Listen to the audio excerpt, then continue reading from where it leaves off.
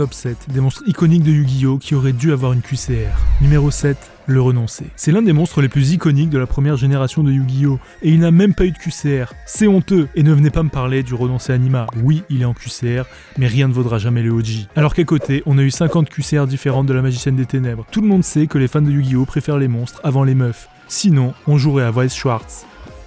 Numéro 6, les monstroroïdes. Alors ok, il y a longtemps que plus personne ne calcule les Transformers AliExpress de ce gros loser de Cyrus. Tout le buzz a été volé par les cyberdragons et les rois anciens. Mais bon, ne mentez pas. Voir ces cartes ne vous procure pas un petit sentiment de nostalgie? Une QCR d'un monstroroïde n'aurait pas été de trop. Numéro 5, Esprit de la Terre. Esprit de la Terre est vraiment le meilleur archétype de tous les temps. Et si vous ne me croyez pas, regardez juste le moment dans Arc V où Yuya se fait salement bolosser par les monstres Esprit de la Terre.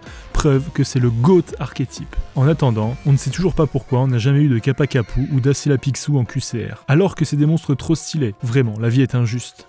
Numéro 4, Excalibur. Alors Excalibur, c'est le plus incompréhensible de tous. C'est l'un des monstres XYZ les plus connus de toute la série, et il n'a pas de QCR. Mais comment c'est possible? Quelqu'un chez Konami s'est vraiment dit que ce monstre-là que personne ne connaît était prioritaire sur Excalibur? N'importe quoi. Numéro 3, Mozarta, la maestria de la musique. On me dit que Mozart est mort, mais quand j'ai ouvert mon classeur de QCR, Mozart est pas là. Alors ok, c'est pas le monstre le plus mémorable de Arc V, mais quand même, c'est l'Ace Monster de Yuzu. Il méritait son tampon 25 ans. Numéro 2, Gookie le grand ogre.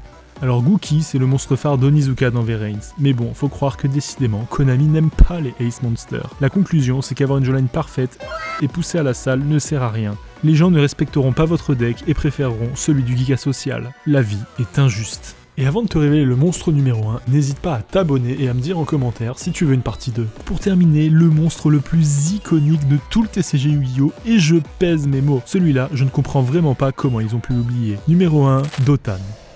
Pas de QCR pour Dotan? Sérieusement?